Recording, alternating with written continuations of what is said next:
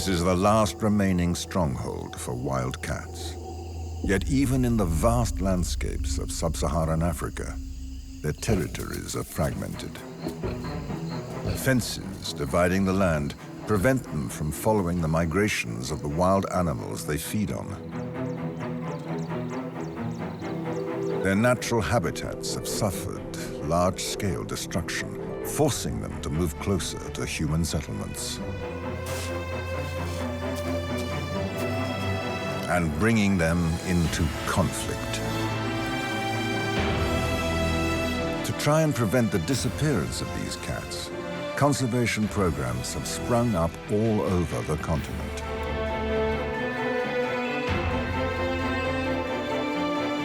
For 4 different species in southern Africa, just surviving is a daily challenge.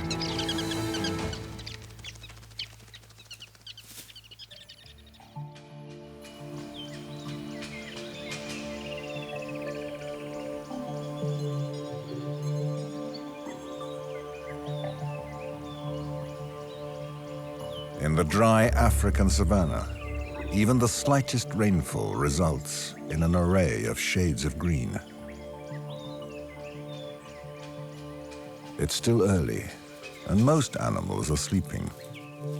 But caracals are nocturnal creatures.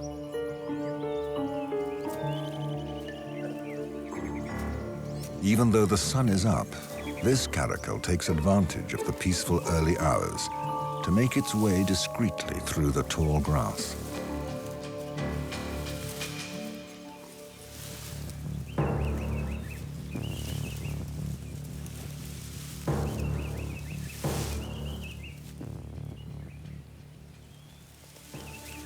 Something has caught its eye.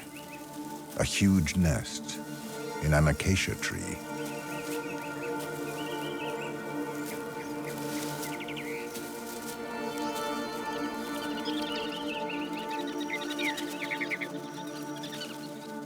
Constructed by tiny birds weighing a mere 30 grams. Sociable weaver birds live in groups and build some of the most astonishing structures in the animal kingdom. Some nests weigh several tons. This huge bale of hay attached to the tree can provide shelter for hundreds of birds. It's a tempting target for several African predators, like the Cape cobra.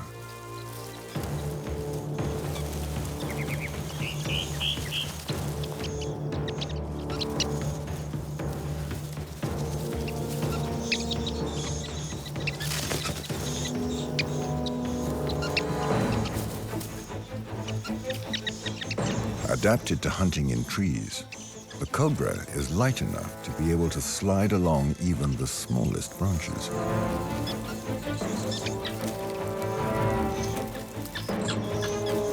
But the entrances to the nest face downwards, an ingenious method to prevent non-flying animals from making their way in. The snake's smooth body is unable to grip onto the nest and gain access. But perhaps the caracal will be able to use these entryways.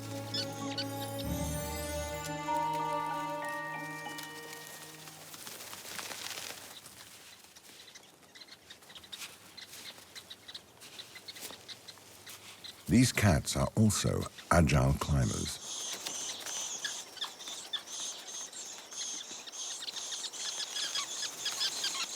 But the branches are covered in sharp spines, and caracals are much heavier than cobras. The largest males weigh around 40 pounds, so they can only walk on the sturdiest branches.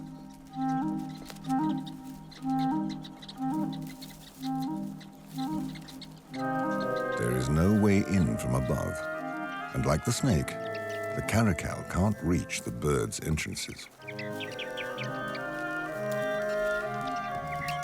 But it has another trick up its sleeve.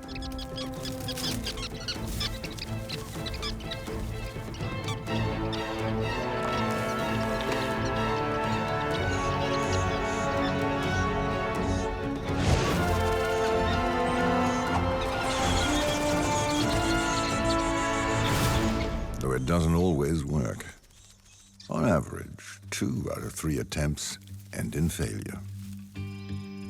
The sun is high in the sky and it's too late to hunt. Better luck this evening, perhaps. When there is a lack of wild prey, Caracals make their way to human settlements and attack domestic sheep and goats, a major source of conflict with farmers. This caracal is not like all the others. His name is Duke. Duke was confiscated from a situation where he was being hand-reared as a pet. The most likely reason was that the mother was shot, perhaps by a farmer, coming in to steal poultry on small holdings, but usually it's a predator conflict with humans that results in the mother dying and then the kittens being found and rescued by other people. Duke has been lucky enough to find someone who will return him to the wild. In South Africa and Namibia, farmers have free rein to hunt caracals. In most other countries, they are a protected species. Caracals are still relatively common in southern Africa, but are classed as threatened in northern Africa and rare in Central Asia and India. As a youngster, Duke was given to a wildlife reserve far from human settlements. Their aim is to return animals to the wild. We're releasing him in what they call a soft release method. We kept him in the house for about 2 weeks or so, where he got fed every day. He was given his water every day. So he knows where to come back to in case he needs food or water. And then after that, we opened up for him. And he's been exploring all around the lodge. He can get in and out very easily off the deck, through the gates. He's out in the bush 2-3 nights. We only need to feed now every second to third day, which is fantastic. He's looking after himself. He's healthy.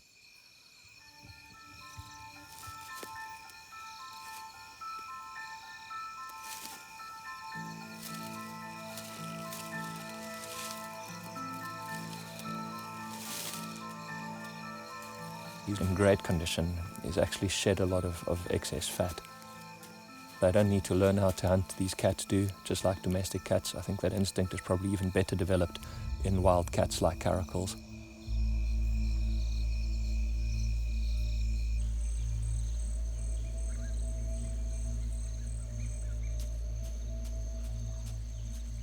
As well as birds, caracals eat a range of animals such as hares, rodents, monkeys, and antelopes.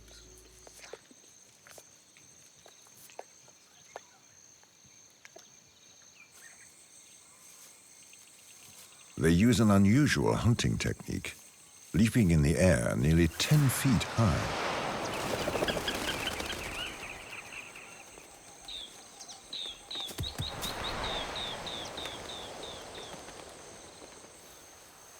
I think of your caracals, they are quite smaller like we all know, and they can run but they don't have enough speed to chase the animal from long distance. So they climb up in the trees, and if the animal is quite far from the tree where it climbs, then it will move down to the ground and try to go closer as much as possible to go for the animal that it would like to hunt.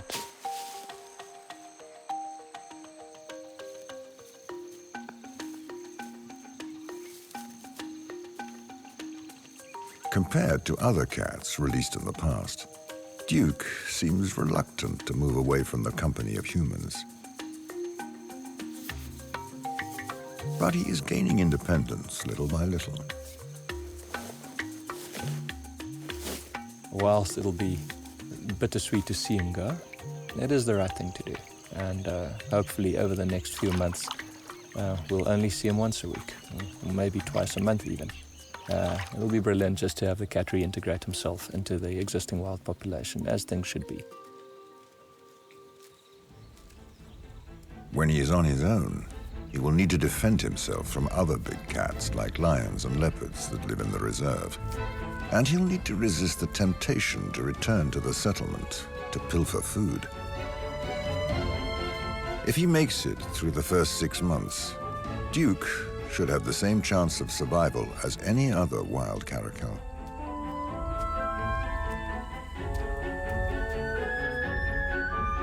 Reserves and national parks provide relative peace and an abundance of prey. But where there is prey, there are predators.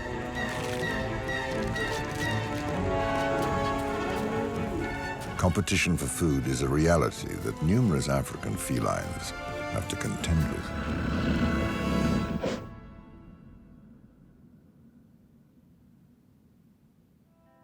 Straddling South Africa and Botswana, a unique protected area has been created in the undulating scrubland that stretches into the distance.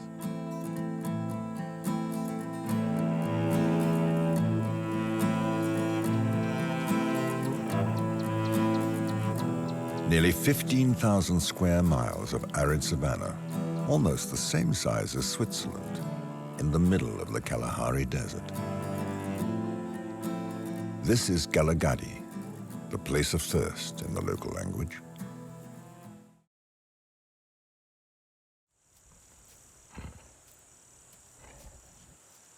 Only the hardiest animals can survive in this arid landscape. There are 50 or so watering holes in the park, but at the end of the dry season, there is more mud than water. And what remains is too salty to drink.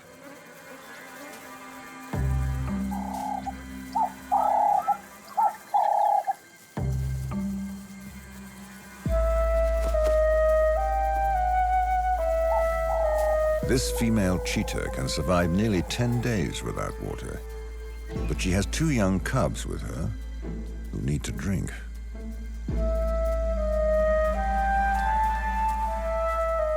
Judging by the silver fur on their backs, they must be less than a year old.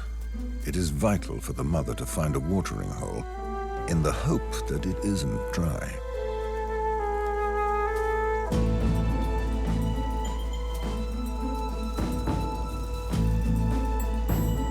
Their long journey begins in the shade of acacia bushes, out of sight of the park's many large carnivores.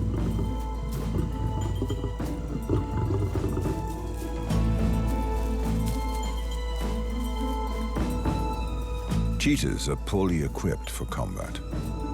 Their short claws are worn down by running.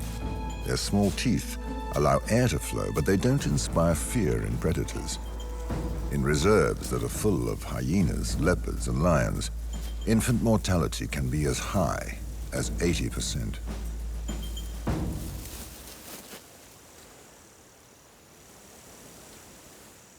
To avoid dangerous encounters, cheetahs are active during the day while most other big cats are sleeping, though that means they have to deal with the scorching heat.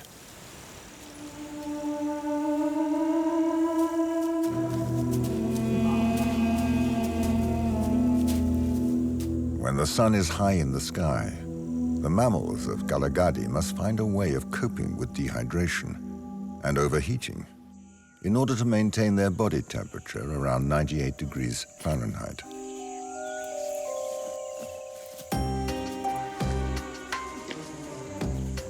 The heat can be escaped by building underground dens, like those used by Cape foxes that hunt at night and will soon go and sleep in the cool of the earth. Striped ground squirrels also live in holes, but remain active during the day, using their impressive tails to provide shelter.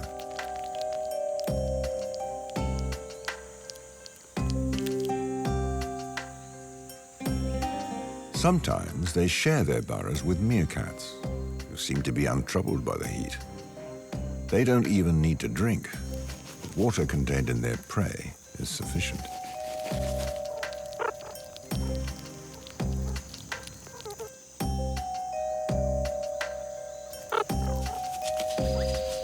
Animals that don't live in dens must make their way from watering hole to watering hole.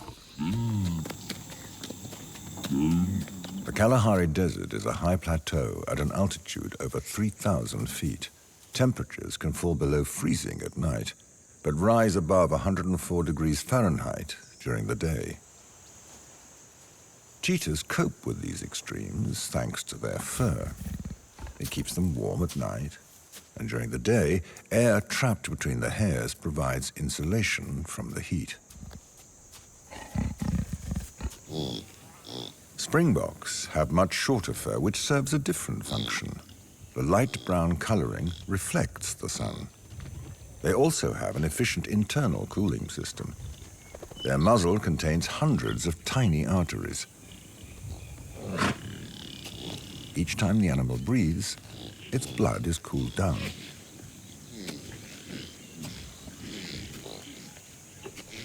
Cheetahs have no such cooling system, but their short snouts, wide nostrils, and large lungs allow them to suck in large volumes of air.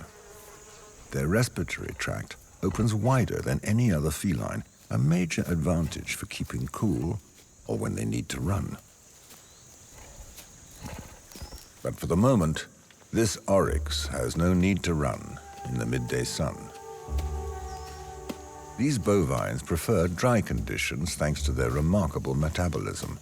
Rather than sweating, they deal with the heat by tolerating a substantial rise in body temperature, which allows them to conserve water and thrive in the desert.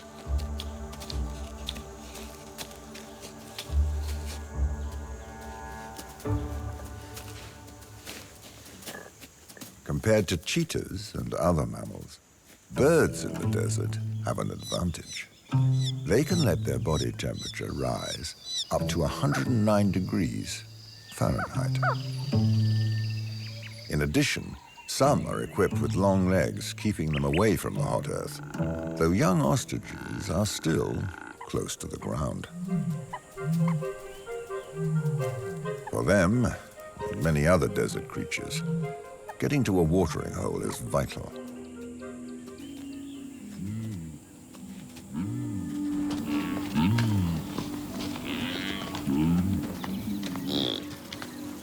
After walking for hours under the burning sun, the cheetahs are within sight of their goal. These wells were dug in the 19th century. Mammals and birds are forced into close proximity, but they remain alert.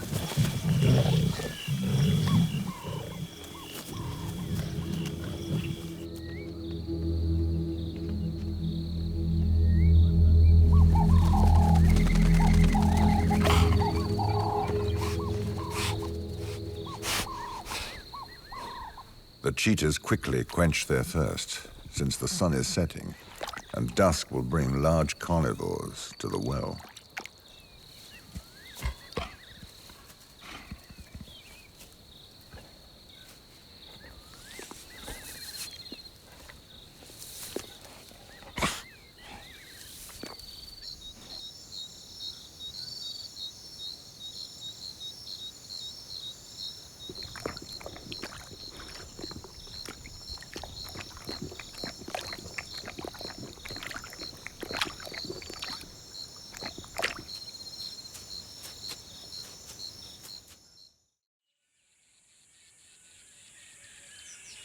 Day breaks.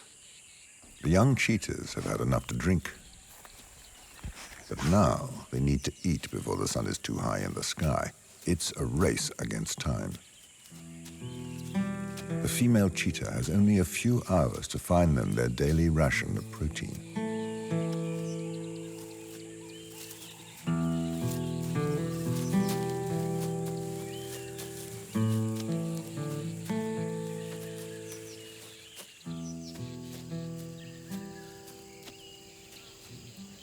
The sun is already well risen when a herd of springboks finally appears. These antelopes are some of the fastest animals on Earth, capable of reaching speeds of 50 miles an hour. Luckily, with her long legs, small streamlined head, and light bones, the female cheetah is designed for speed. Cheetahs are the fastest land animals on Earth. reaching top speeds of nearly 80 miles per hour. First, she hides her young carefully in the shadow of a bush. The cubs are interested in hunting, but it is too dangerous for them. For the time being, they must learn by watching.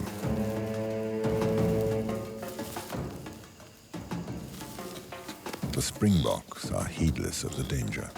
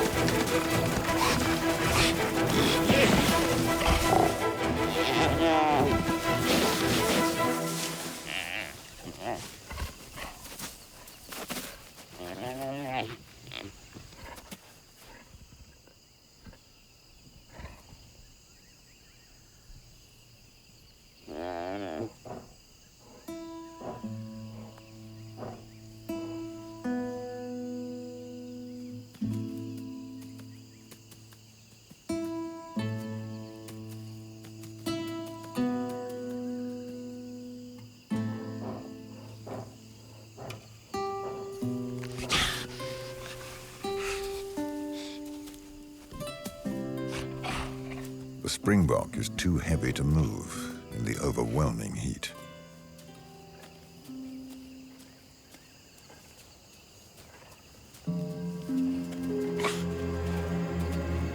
The female is exhausted by the physical exertion, as well as by the mental burden. While they recover after hunting, cheetahs are at the mercy of thieves. Their body temperature continues to increase due to the fear of a potential attack, a condition known as stress-induced hypothermia.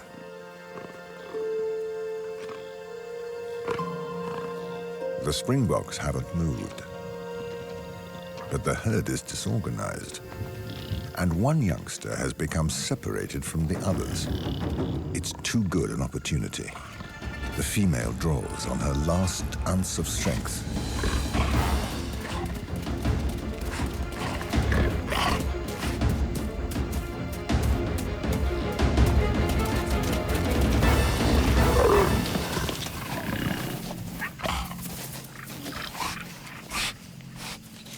With an average success rate of 40%, 2 kills in one day is extremely rare for cheetahs. But when occasion arises, cheetahs sometimes kill more than they need. The young antelope is lighter than the cheetah's first victim.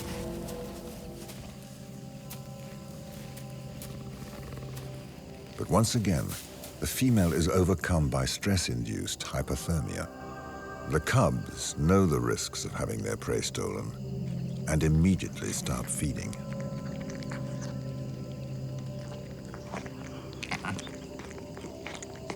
When the female has recovered, she finally joins in, but she remains constantly alert, keeping her eye on the second antelope. To avoid having her meal stolen by another larger predator, she will eat as much as she can in one sitting. Adult cheetahs are able to consume 22 pounds of fresh meat in just a few hours. Unfortunately, this is in no way representative of the species' current situation.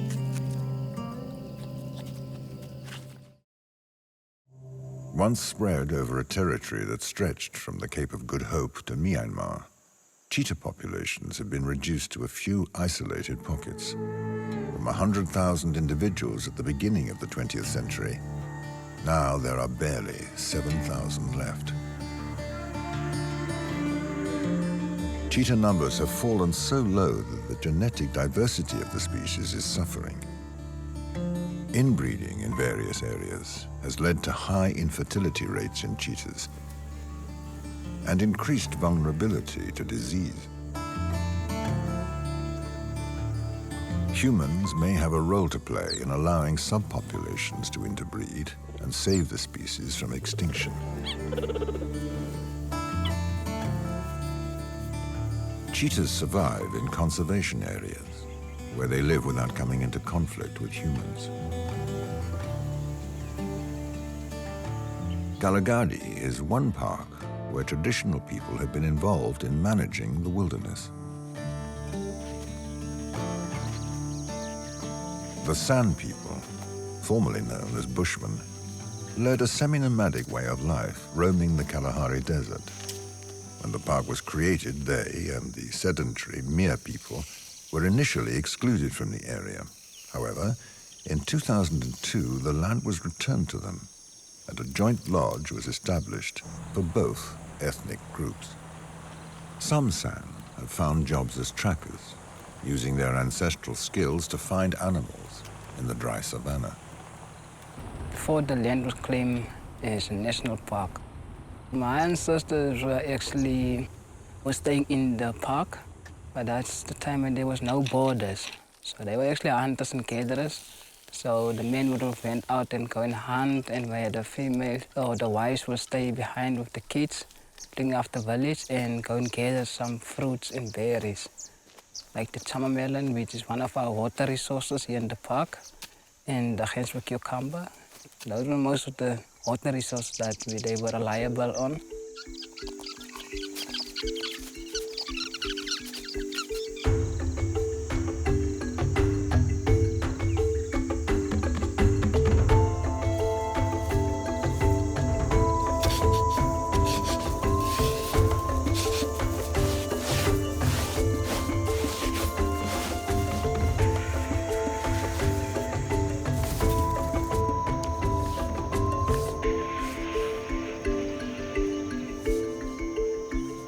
Where once they've roamed the desert, these descendants of the Bushmen no longer hunt animals, including cheetahs, but play a role in their conservation.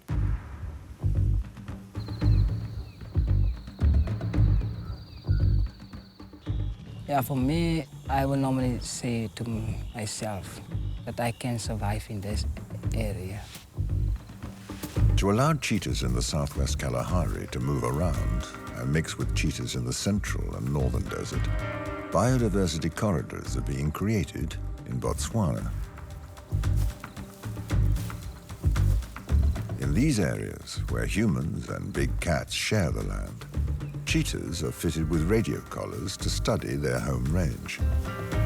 The aim is to help local people better understand the cheetahs' movements, accept their presence, and prevent possible attacks on livestock.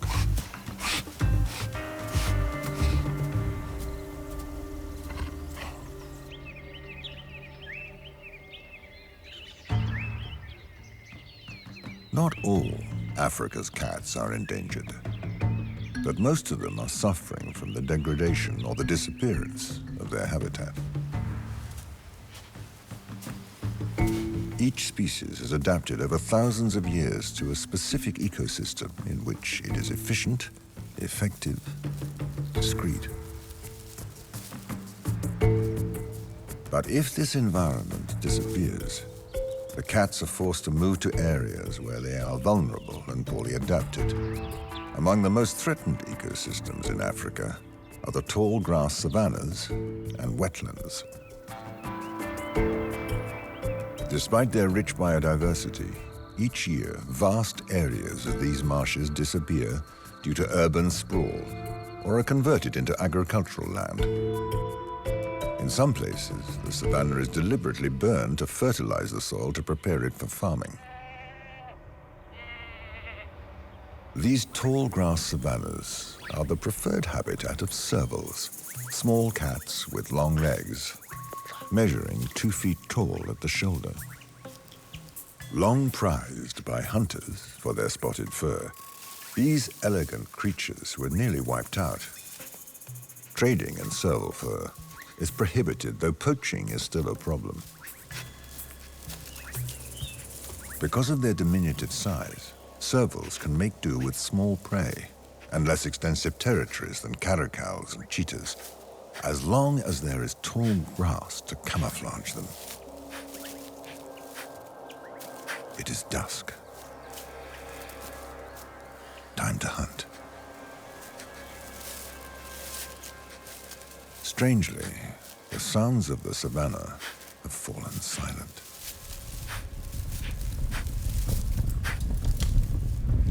Replaced by an unusual noise. The sound is terrifying. And the smell strikes fear in the hearts of all the inhabitants.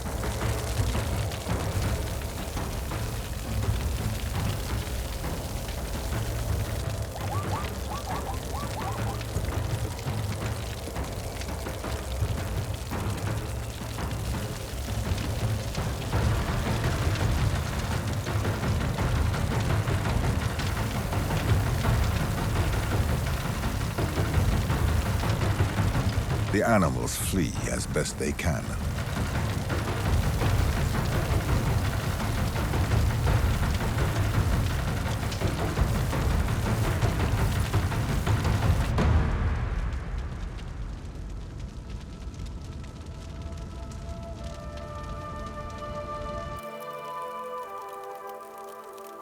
The following morning, the savannah no longer exists. Without the cover of long grass to sneak up on its prey, the serval is unable to hunt. Its natural habitat has been destroyed, and it is forced to roam in search of more suitable land.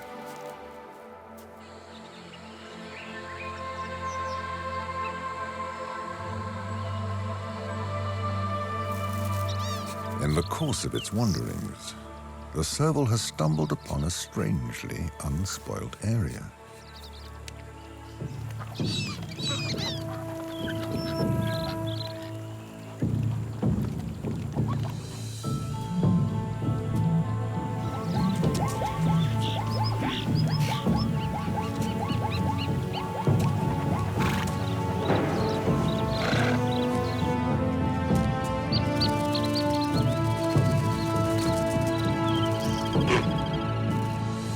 An abundance of prey hiding in the tall grass, and a stream for drinking, and for hunting tasty amphibians.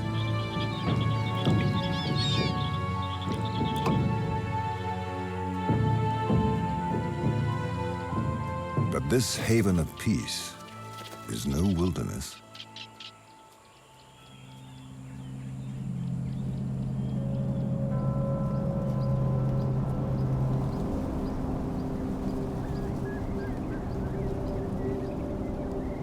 It's a huge factory,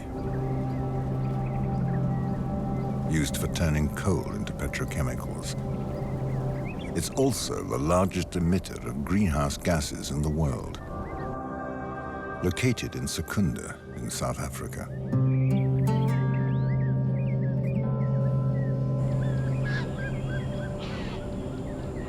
Paradoxically, a natural habitat has sprung up, surrounded by barbed wire, an island of wilderness in the midst of an urban area.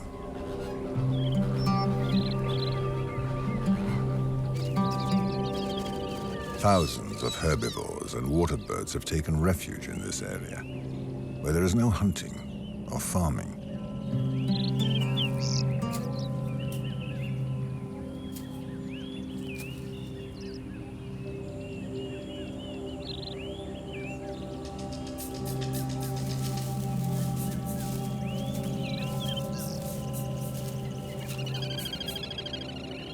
Small predators, like servals, can find a rich source of food here.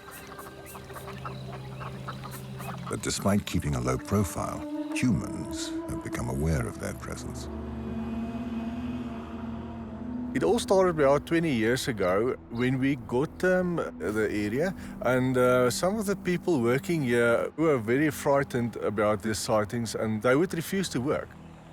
So then at that time we really realized that we need to research this. We need to get an understanding of these animals and also understand if there's a certain danger to these animals on site.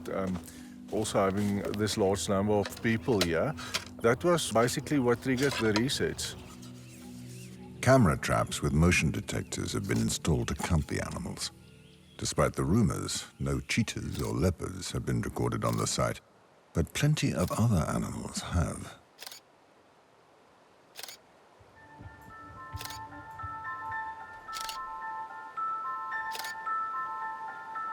And the only large predator discovered is the serval.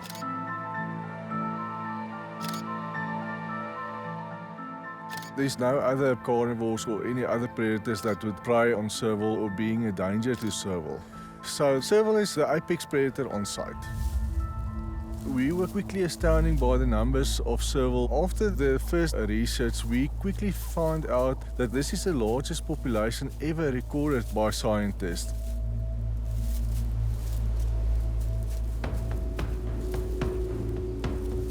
Servals need landscapes with high grass to hide. With their long legs and large ears perched on top of their heads, they are well adapted to this environment. Their hearing is more acute than most other cats.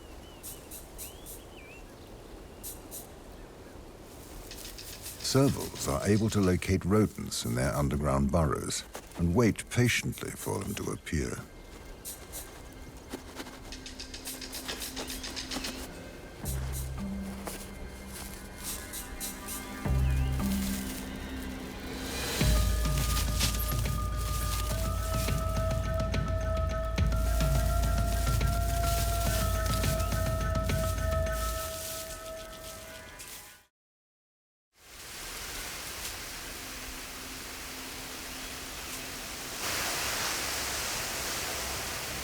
While 1/3 of the world's wetlands have disappeared over the last 40 years, this industrial site, covering nearly 30 square miles and surrounded by near wilderness, has become a conservation area.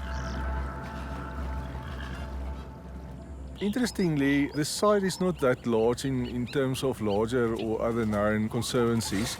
We quickly knew that the animals would use smaller home range than what was already reported by other scientists. In terms of the habitat loss, that's the area that we need to protect. Though servals are not considered endangered around the world, in South Africa, they are threatened by the rapid loss of their habitat. But further research is required to investigate the impact of noise, air, and water pollution on the animals living in the vicinity of the petrochemical plant.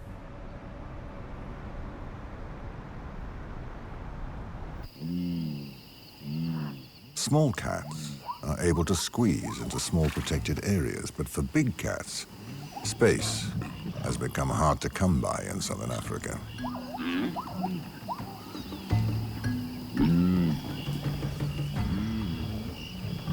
Yet lions are known for their ability to adapt to different environments and climates. In the past, lions were found throughout Africa, Europe, the Middle East, and India, but gradually their territory has been reduced to northern India and Sub-Saharan Africa, where somewhere between 16 and 30,000 individuals still live in the wild. Over the last 25 years, their population has declined by 50%.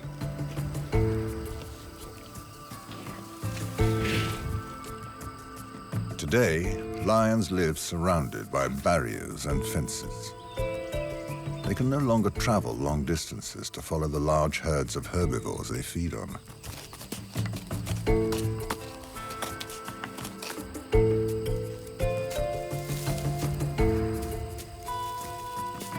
Hungry lions turn to domestic animals for their food, resulting in retaliation from humans who poison them.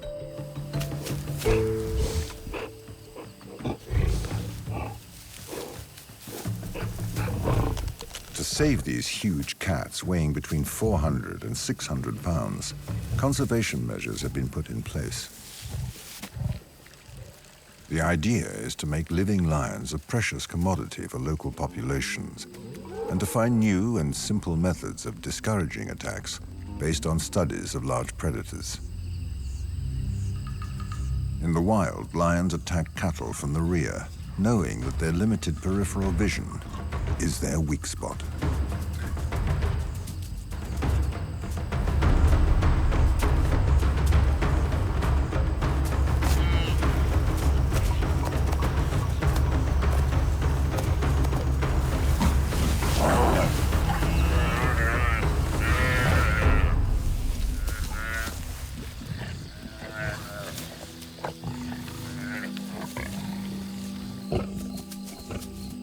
For days, this pride of lions has paced the fence line.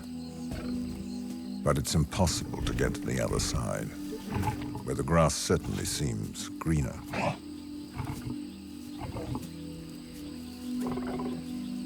These lions have caught nothing for days. They need food soon.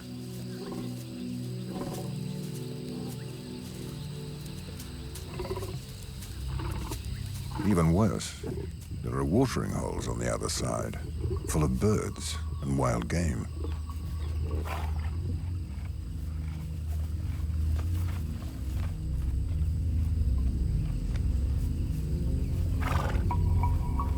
When they eat regularly, an adult lion can survive on 10 to 15 pounds of meat per day.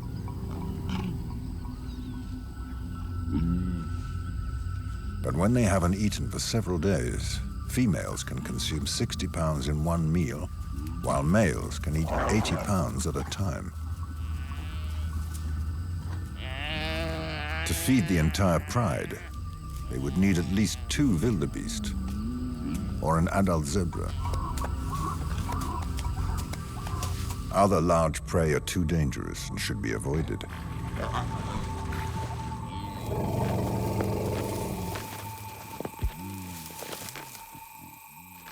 But on the lion side of the fence, there is nothing. Unable to hunt, they rest, their stomachs empty.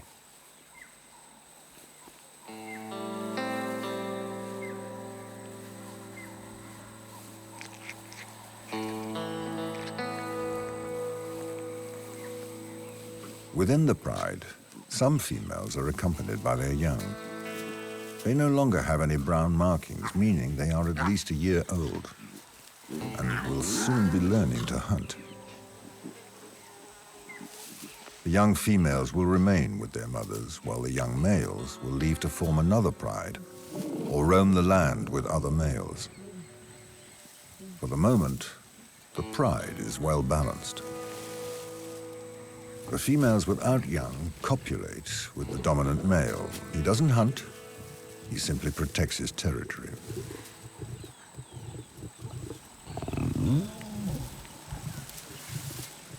The lionesses wait for nightfall before getting ready to hunt.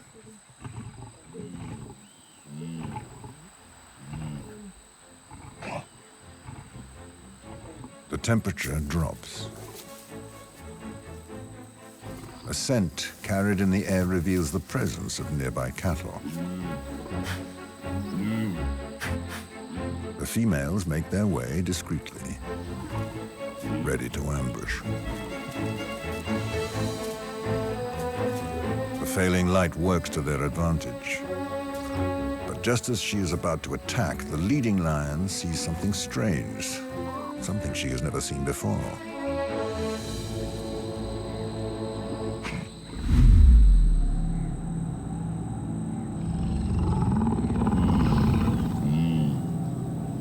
She decides to retreat, taking the others with her. Another night without a meal.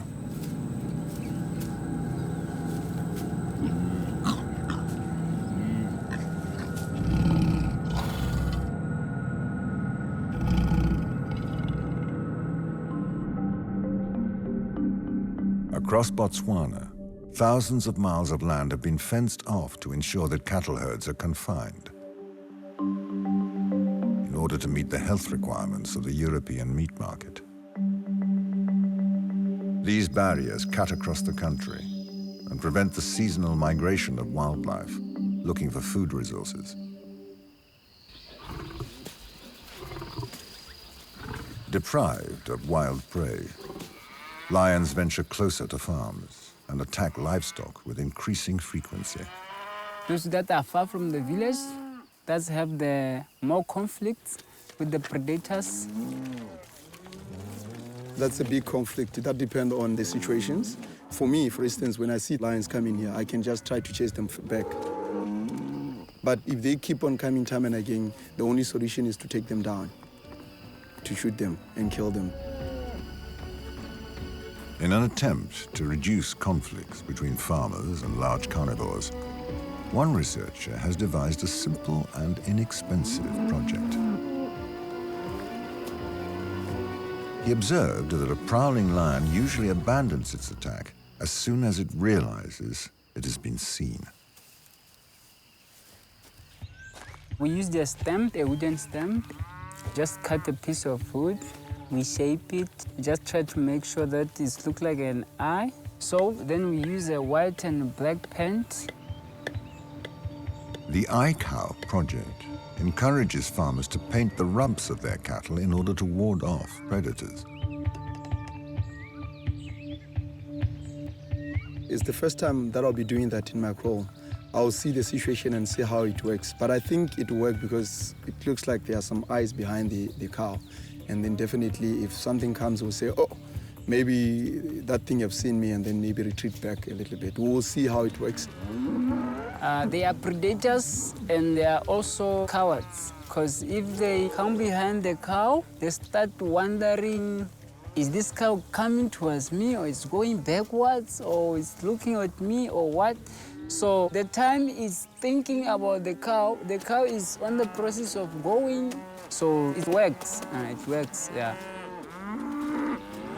The first results are encouraging, and the technique is easy to put in place.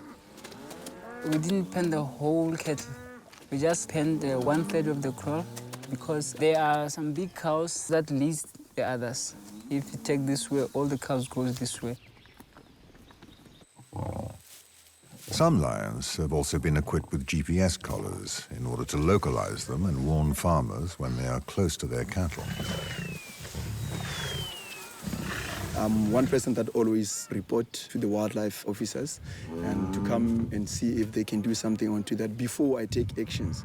But I only take actions when the situation goes out of control, because I can't allow things or my livestock to get disappeared because of something that I can, get hold of or get rid of. I like lions. I like lions a lot. The idea that a live lion is worth more than a dead lion is beginning to be recognized by the local people, who are making money in new ways, thanks to the big cats. I'm working in tourism industry, as you know. I'm one of the people that is looking after those things. I'll say I'm looking after those, livestock, wild animals. I'll just put it that way. To mention what I'm doing or my profession, I won't even say that. But what you have to know is that I'm looking after them too. Other avenues are being tested to bring traditional herders on board. Flocks of sheep scatter the land, causing overgrazing, erosion, and desertification, while also being at the mercy of large predators such as lions. It seems that these protection policies are showing the first signs of success. They are at the top of the food chain. Yet wild cats are struggling to find their place in southern Africa.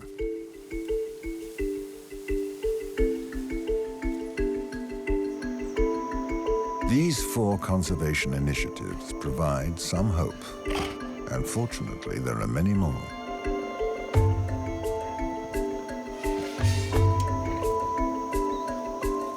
Other programs are spreading across Sub-Saharan Africa.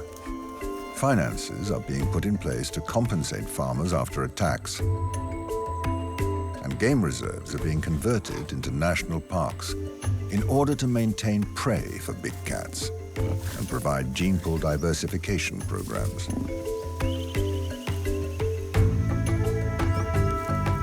Cheetahs, servals, caracals, all lions, These wild cats are symbolic of environments undergoing profound transformations. However, every natural ecosystem needs healthy and effective predators to maintain their fragile balance.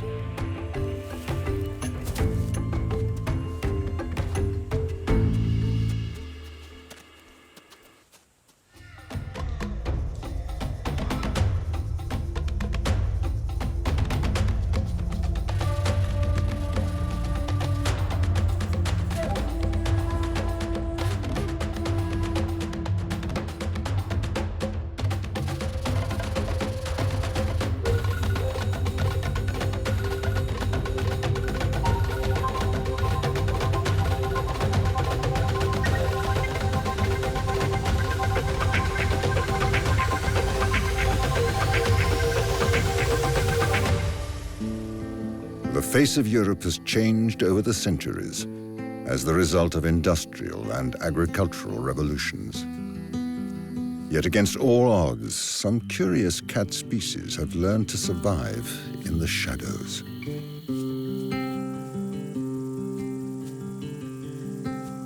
Even venturing into the heart of our towns.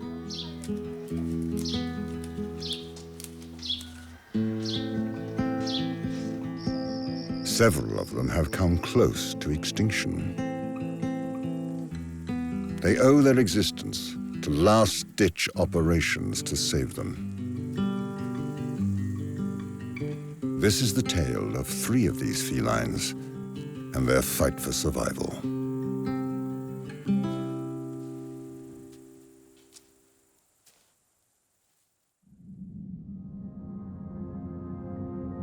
In the east of France, there is a mysterious local legend.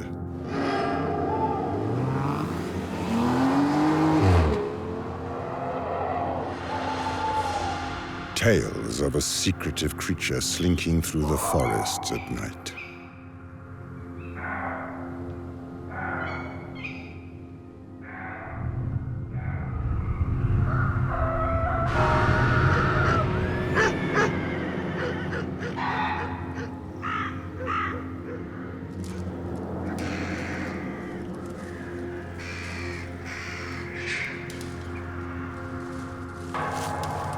Able to see in the dark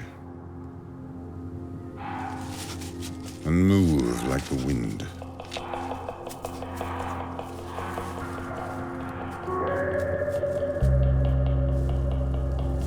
Some believe it could be a golden jackal or even a stray dog. Dozens of abandoned carcasses are found in its wake.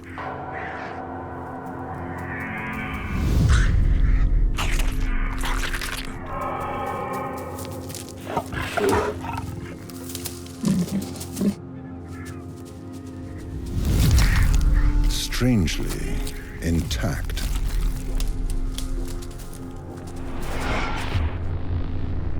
The signs point to a furtive creature that kills for pleasure, perhaps some kind of wild beast.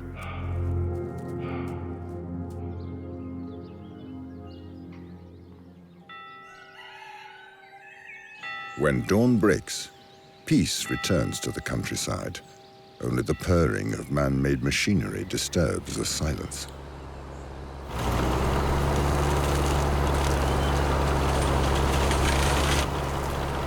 Cultivated fields create artificial clearings in the thick forest. When farmers cut the grass to make hay, a number of animals are made homeless.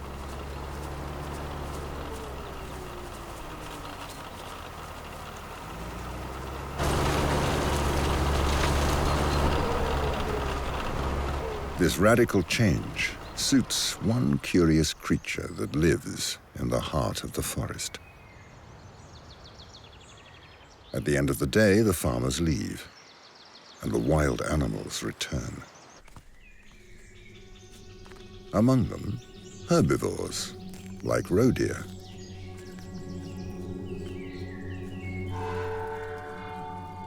Hidden in the forest, the creature waits patiently. for its arch rival, the fox, to leave. These clearings attract animals that come down from the mountains, such as chamois.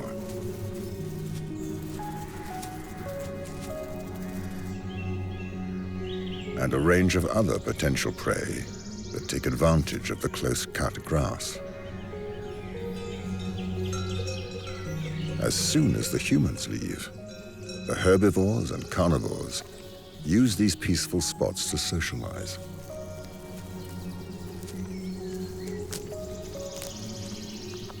Common foxes scout and seek, but only at nightfall will they have an advantage over their prey.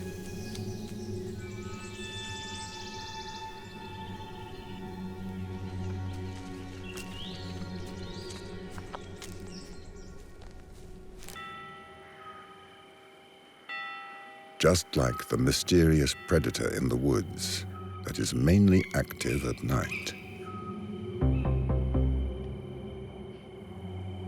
It has panoramic eyesight that can see over 200 degrees, but it is colorblind and short-sighted. It is unable to see the color red and has trouble seeing beyond 20 feet, unlike humans who can see clearly between 100 and 200 feet.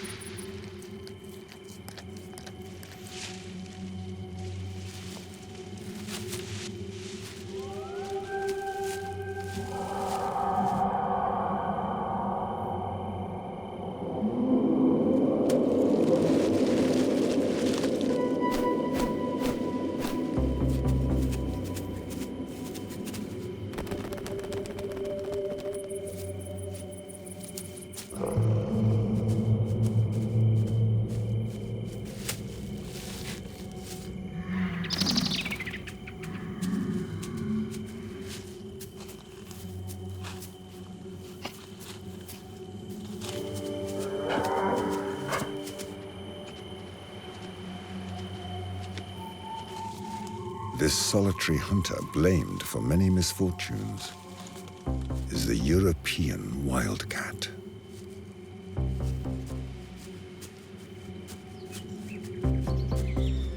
These large cats measure up to 3 feet long and weigh as much as 18 pounds. When their pupils are dilated, they can distinguish moving objects much better than humans.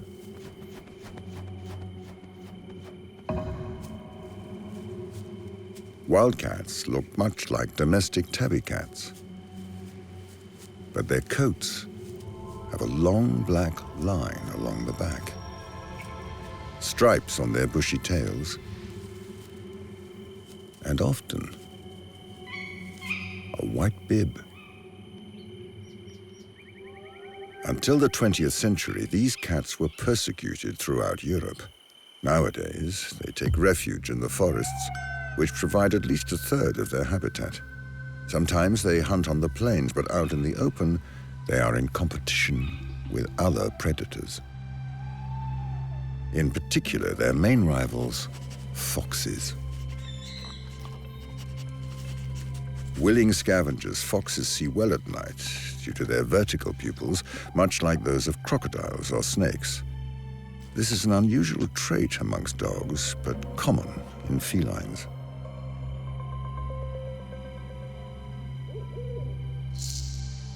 But the two rivals are hungry for fresh meat. To find food amongst the grass, foxes use their highly developed hearing and sense of smell. They have 450 times more olfactory cells than humans. Solitary hunters, they mainly stalk small, abundant prey such as voles. To find their victims, foxes follow a scent trail, pinpoint their location using their ears, and pounce.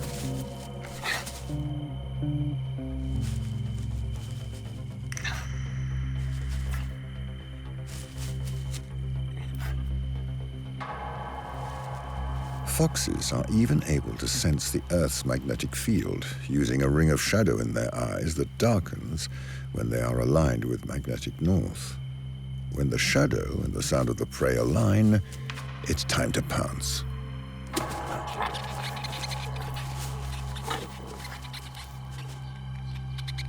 Foxes use these characteristic bounds to break through the roofs of the vole's underground burrows.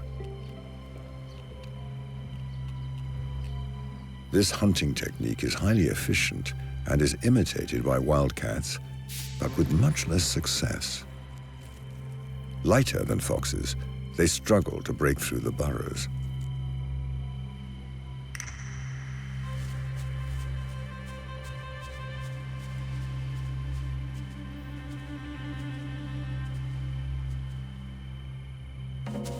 Most of their attempts end in failure, and on average, wildcats eat only every second day.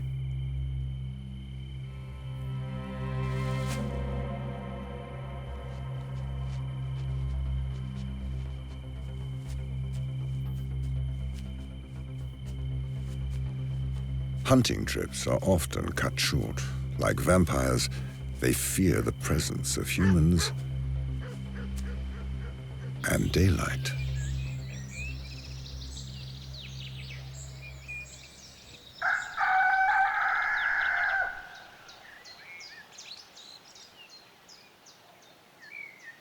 In the villages, they are regarded with suspicion.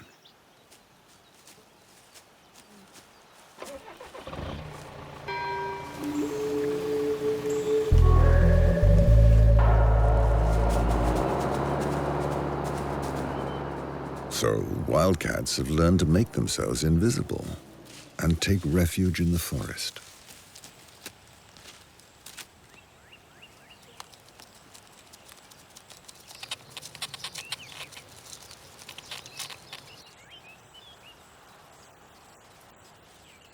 Today, Europe's wild animals have adapted to the measures that have been put in place to protect them. Like this chamois that has come down from the mountains without fear to eat the fresh shoots and buds. Since the 1970s, wildcats have been protected throughout Europe. Little by little, they have crept out of the shadows and into the open.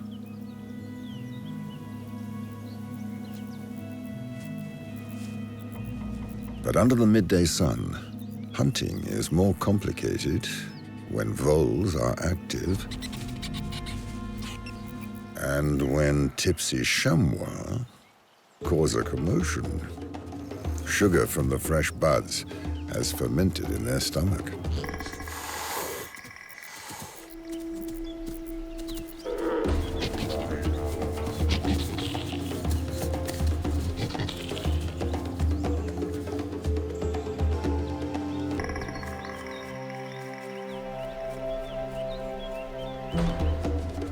When the reveler finally leaves the restaurant, the hunt can continue. For the first time since the end of the 19th century, it is now possible to witness wildcats hunting in broad daylight.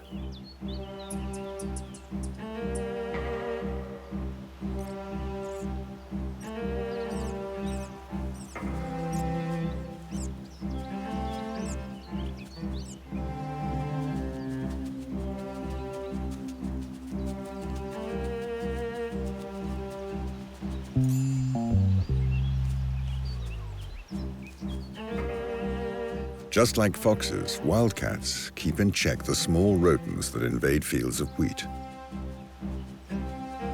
Anything caught is eaten, bones and all.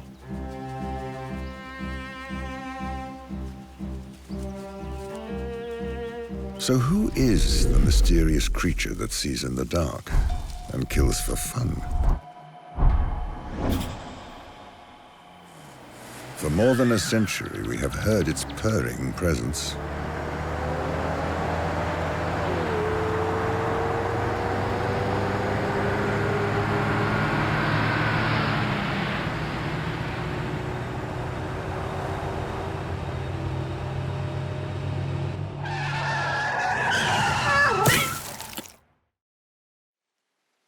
Cars are one of the last remaining threats for wildcats, but they are not the only one.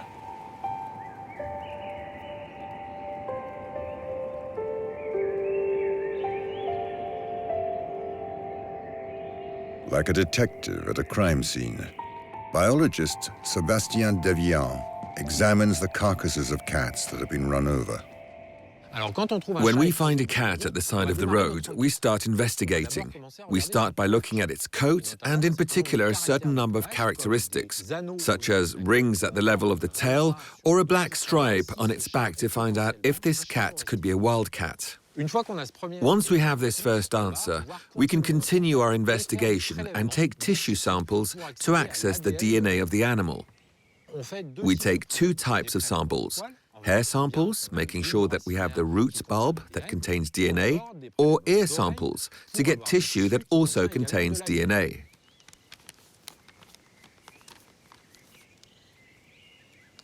The DNA of the animal is its identity card. It is this DNA that will give us the information that tells us if it's a wild cat, a domestic cat, or a hybrid resulting from the reproduction between a wild cat and a domestic cat.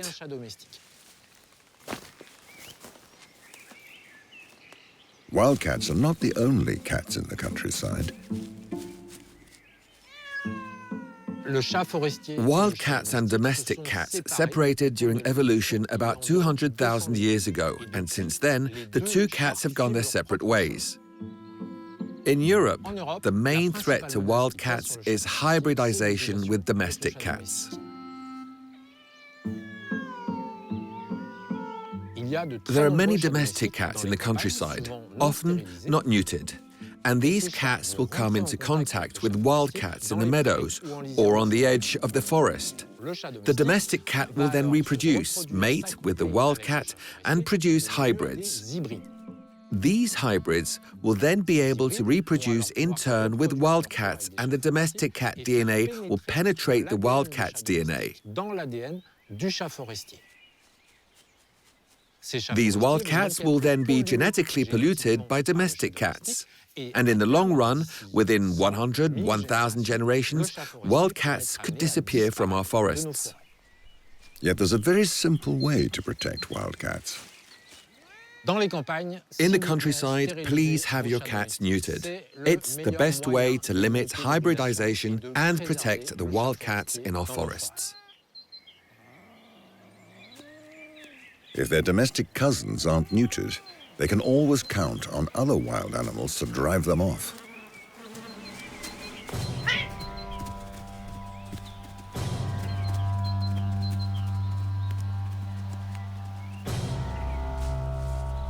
Throughout Europe, habitat fragmentation and changes in the landscape have threatened the survival of many felines. But all is not lost. Over the last 2 decades, the Iberian Peninsula has witnessed a surprising big cat comeback. It's hard to believe that large cats could survive in this landscape, shaped by intensive agriculture.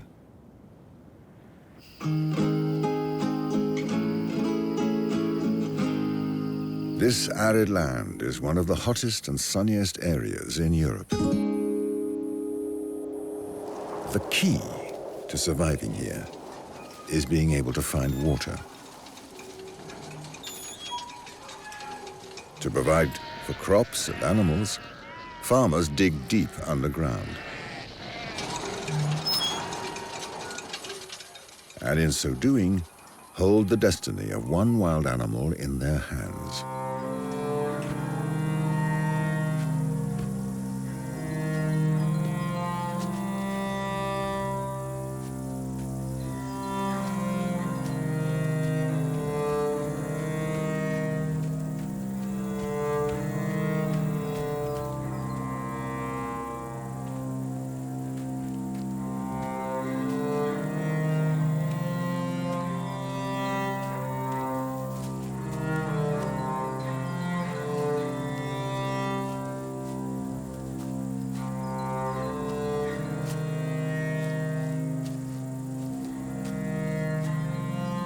The Iberian Lynx.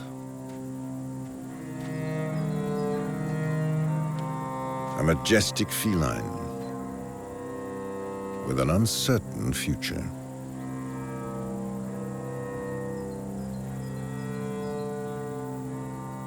This discreet animal lives a ghost-like existence in a world transformed by humans.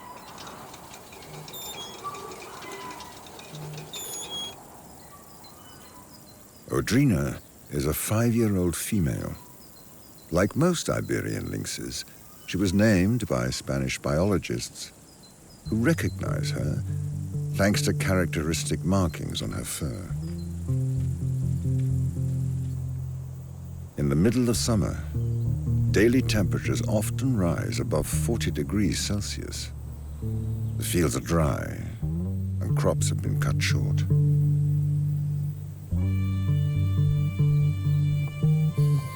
But there are a few areas where hills and shrubs provide cover and shade. One of them is the Sierra Morena, a mountain range that extends over 450 kilometers in the south of Spain. This is where we find Odrina, on land that is no longer cultivated, where it rarely rains during the summer.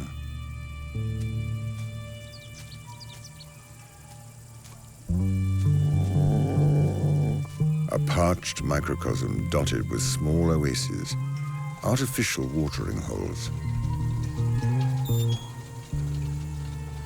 Originally intended for cattle, this source of water attracts many wild animals from the surrounding countryside.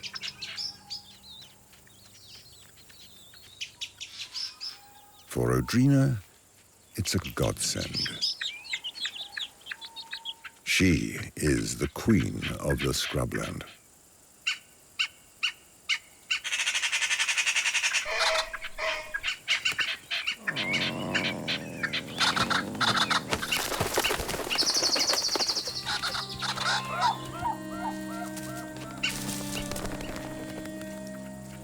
All year long, this spot provides a source of birds and water.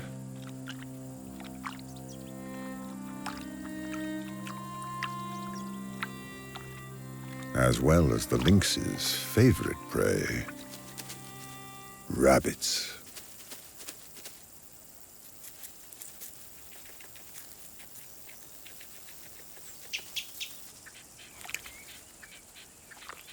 European rabbits have made a dramatic comeback after being decimated by myxomatosis. An opportunity not to be missed.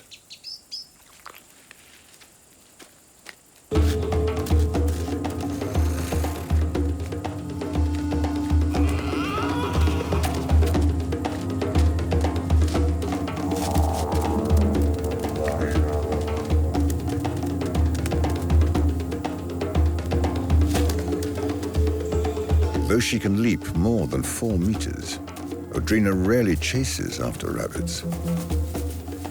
She tracks them quietly, using smell and sound.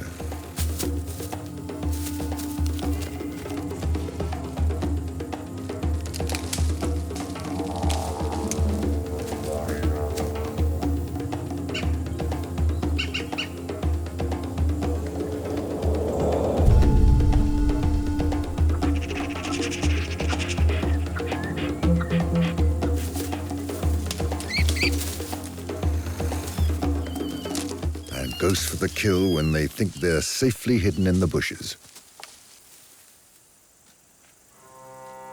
Rabbits are the lynx's daily bread, making up 90%, sometimes as much as 100% of their diet. Their survival is dependent on this source of prey.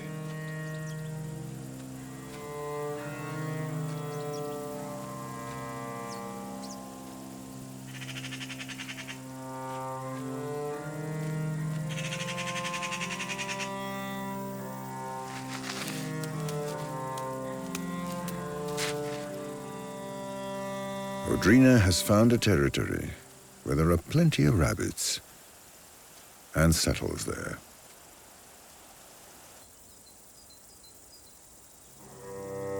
It is an environment surrounded by open areas shaped by mankind.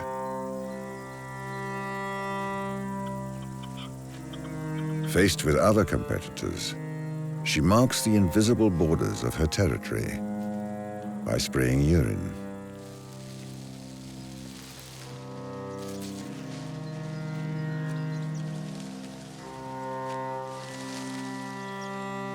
Audrina has established her home in this solitary kingdom.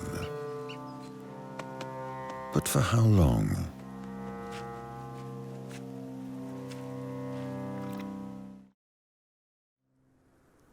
Six months later, winter plunges the Sierra Morena into frozen, hushed inertia.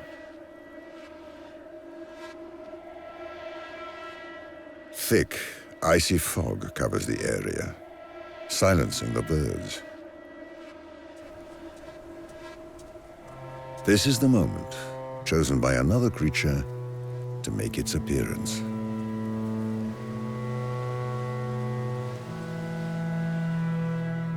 This is Rafa, a young male from another lynx population further south. He has traveled hundreds of miles through the cold winter nights to find his soulmate. But nobody is answering his calls.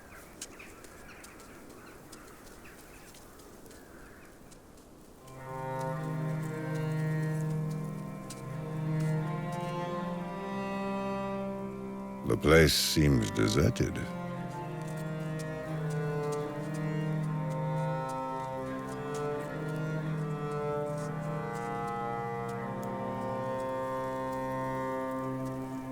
Apart from a few animals that prick up their ears at anything that dares to break the winter silence, marking themselves out as potential prey.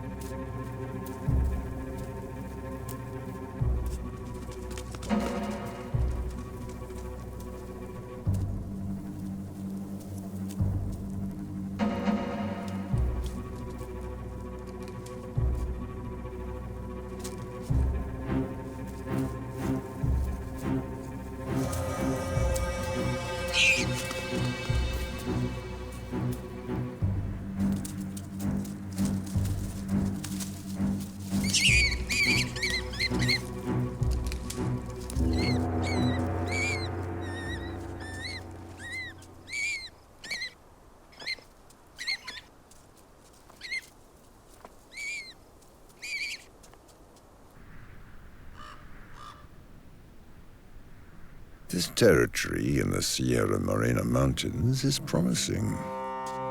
It ought to be adopted and protected. In other words, marked.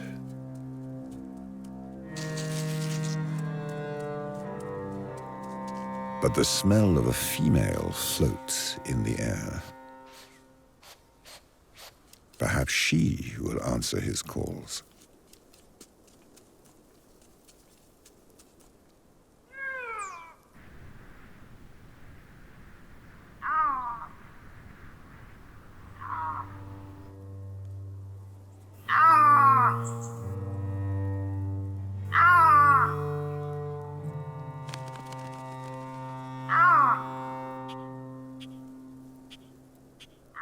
Audrina is no longer alone.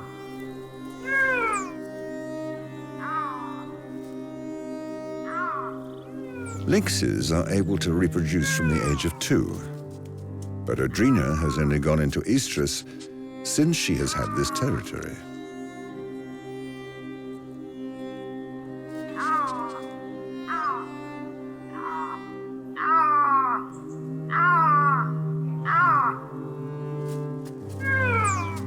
Female lynxes also call to let males know they are in heat and that they are open to invites.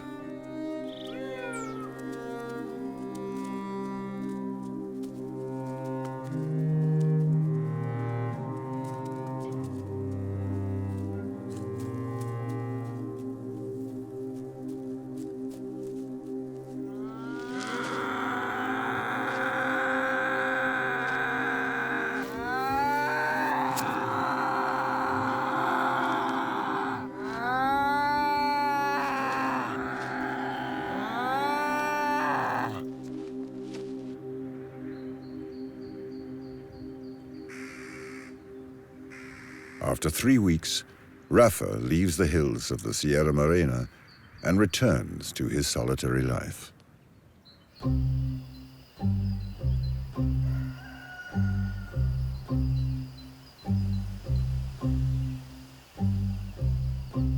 When summer arrives, Audrina must learn to share her territory with the next generation.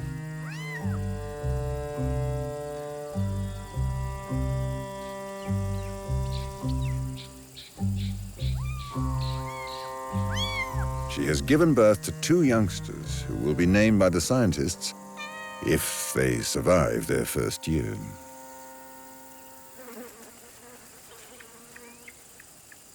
Born in the wild, these kittens are a symbol of the extraordinary return of Iberian lynxes, a species that was on the verge of extinction at the beginning of the century.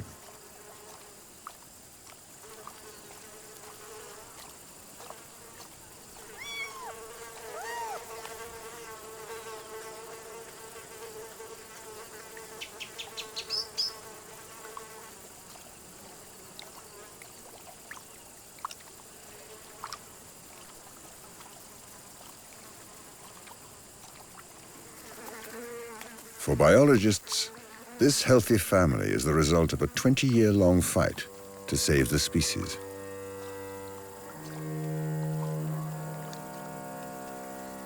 For the youngsters, the future remains uncertain, including the near future. They have only a year to learn the rudiments of life as a lynx, like learning to hunt rabbits.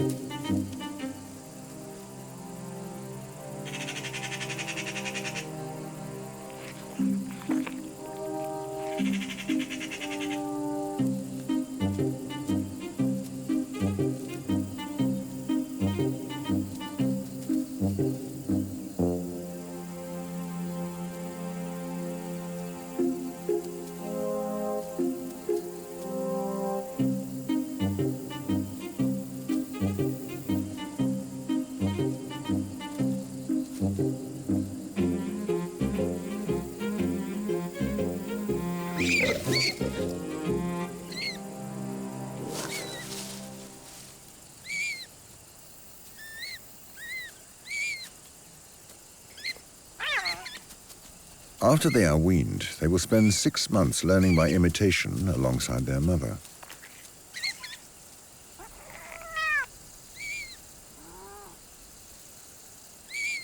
On average, only half the young survive their first 12 months. But despite their discretion, numerous biologists monitor their development. Each female that reaches maturity will reinforce the genetic heritage of this population.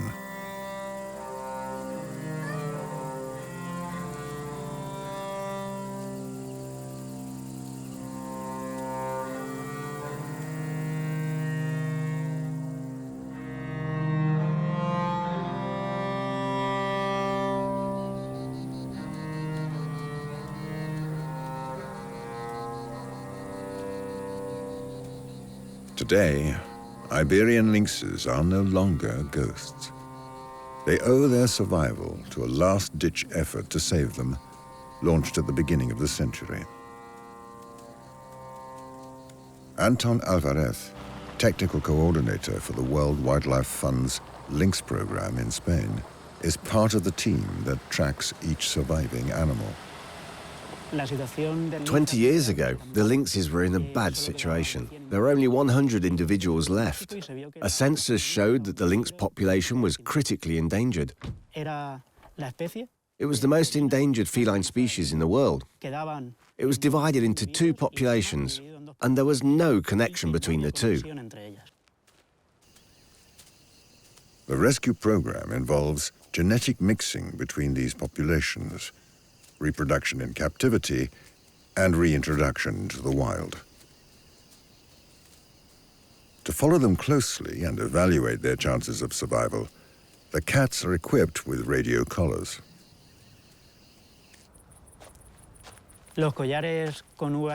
VHF collars have to be pinpointed. In other words, an operator has to go out with an antenna to identify the collar from several locations, enabling the triangulation of its exact position. The priority is to ensure the genetic diversity of the survivors. We know what genes are found in certain populations and those found in captivity. So we're releasing the lynxes that are most needed in those places. Doing this, we are trying to increase genetic diversity as much as possible. The fight against inbreeding is paramount because the species is subject to so many other dangers, including getting run over, poisoning, and poaching. Despite this, the results are encouraging.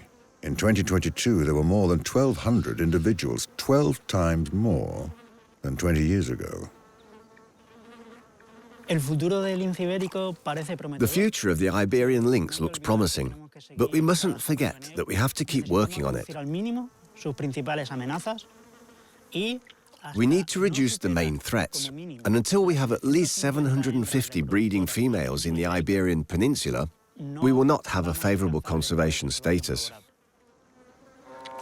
The return of these cats brings a ray of hope to all wildlife rehabilitation initiatives.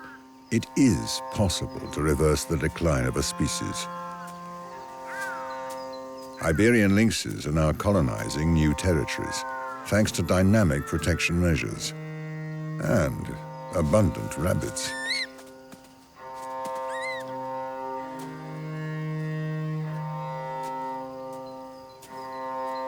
Recently, they've even been spotted on the outskirts of Barcelona and as far away as Portugal. Future generations may end up colonizing the south of France.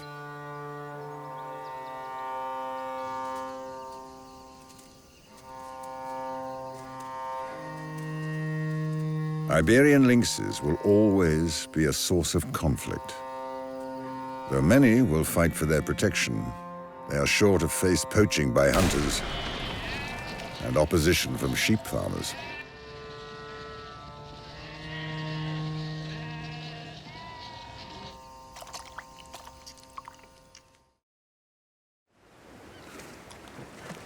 Humans have a love-hate relationship with cats, a relationship that has recently been put to the test by an extraordinary geological event on the borders of Europe.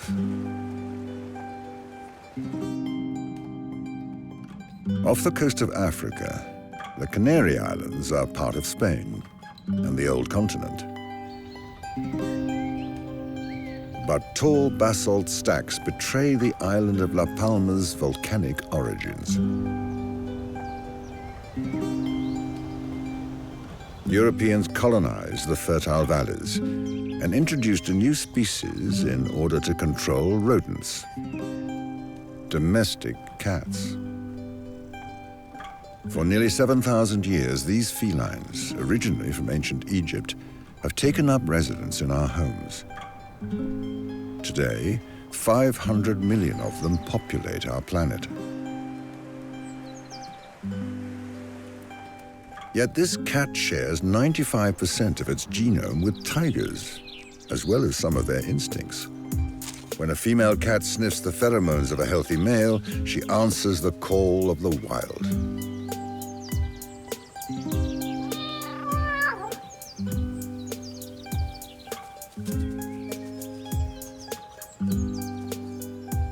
Our journey takes us to a town made of volcanic rock, coated with whitewash and bright blue paint. The streets are narrow, twisted, and steeply sloped. Over the centuries, Greeks, Arabs, and Spaniards arrived in the Canary Islands and neighboring Morocco and built this paradise for cats. A patchwork of smells carries important information, if you know what they mean. This cat's unique smell has a message. I'm not well. Leave me alone.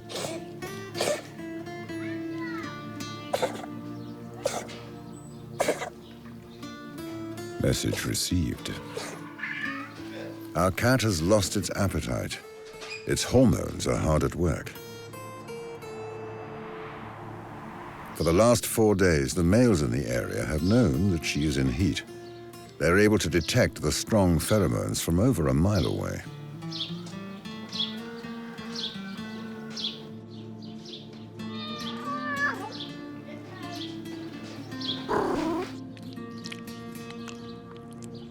Cats smell these odors using a gland in the top of their mouths called the Jacobson's organ. This new message is as strong as it is intoxicating.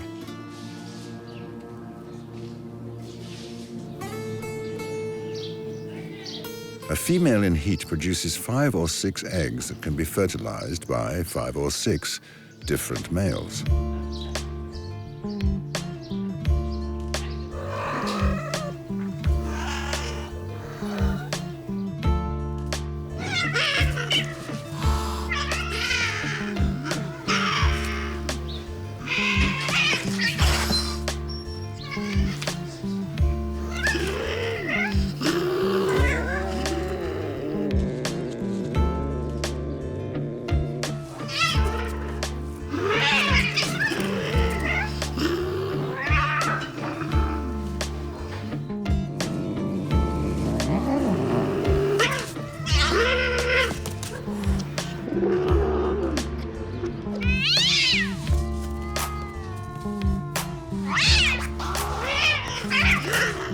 Despite their domestication, the cats in La Palma retain their wild side.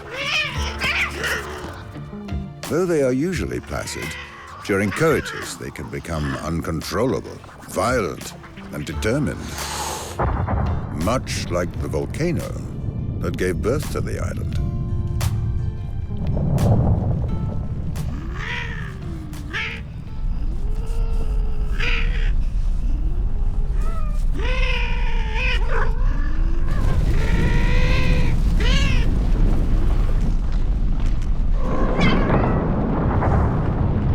In 2021, after lying dormant for half a century, the Cumbre Vieja, or Old Summit volcano, began erupting.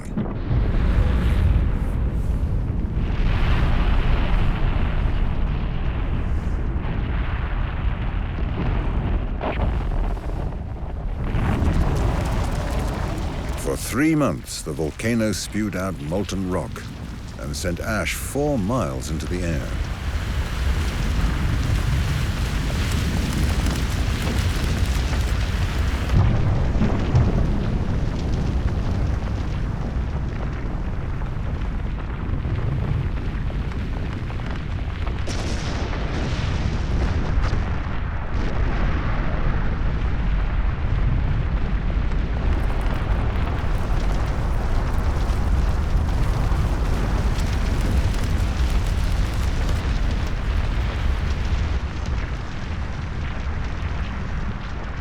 Lava spilled out from Cumbre Vieja at speeds of up to 2,000 feet per hour.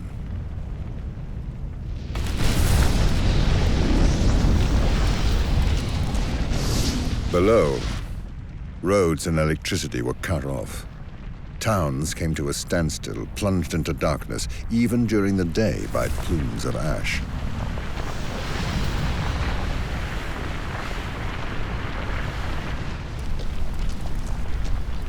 Lava poured out unimpeded, piling up to 20 feet deep in some places. Enough to engulf the houses in its path and their inhabitants.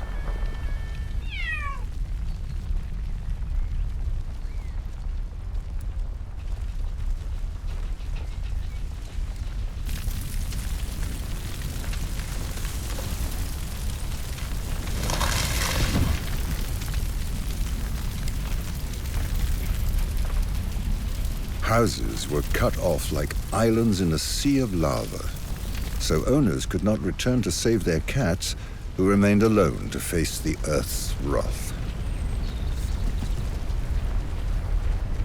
It was the longest volcanic eruption in living memory in La Palma. For more than 3 months, the volcano buried the island under a cloud of ash and toxic gas. The island's topography changed dramatically.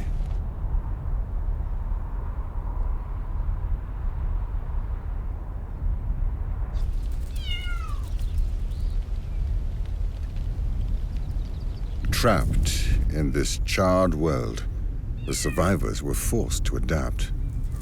The pads of their paws suffered in the abrasive, hot ashes.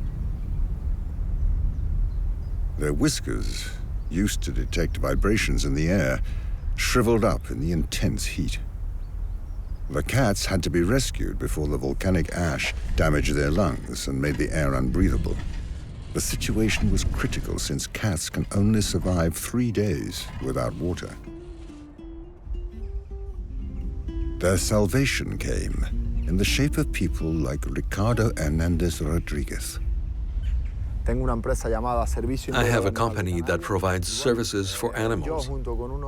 Together with some volunteers and co-workers, we rescued and helped many families during the volcanic eruption.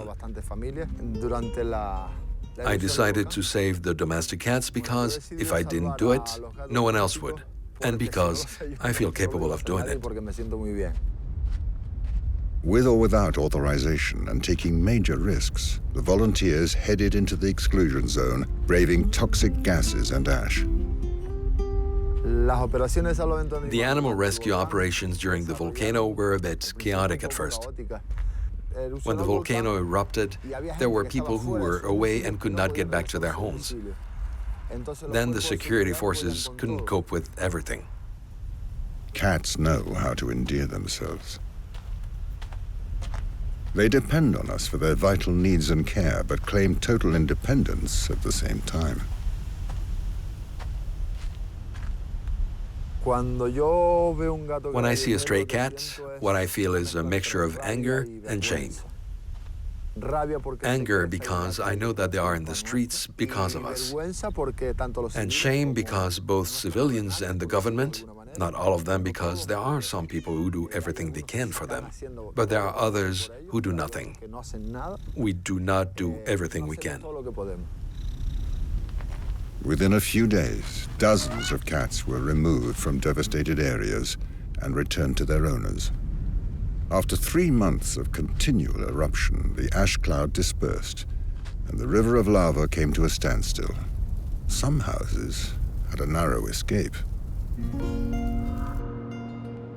Miraculously, our wanderer has survived. In this post-apocalyptic world, she can no longer rely on scent and pheromones to find her way.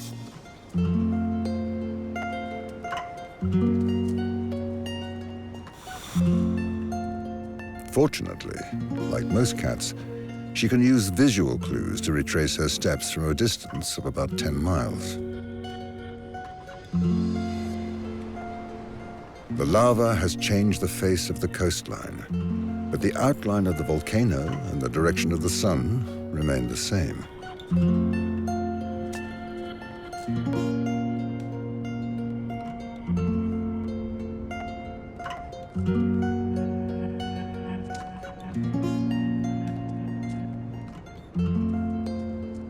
Her home has been spared by the lava's tentacles.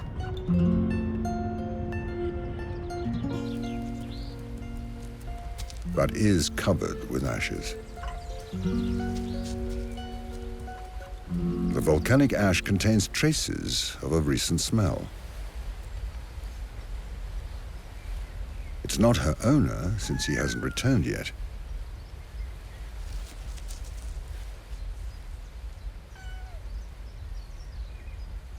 But that of another cat she knows well.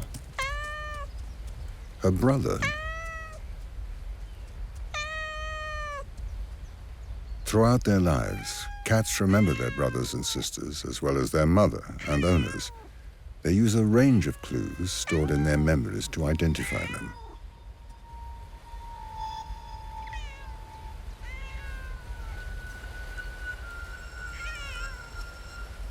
Their smells, their sounds, and their appearance.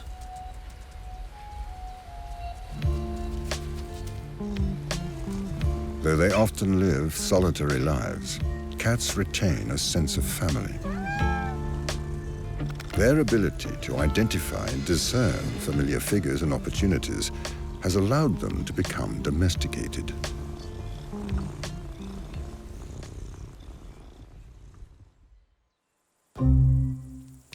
Our attachment to cats and the awareness of the threats they face mean we have managed to narrowly avoid the extinction of several species.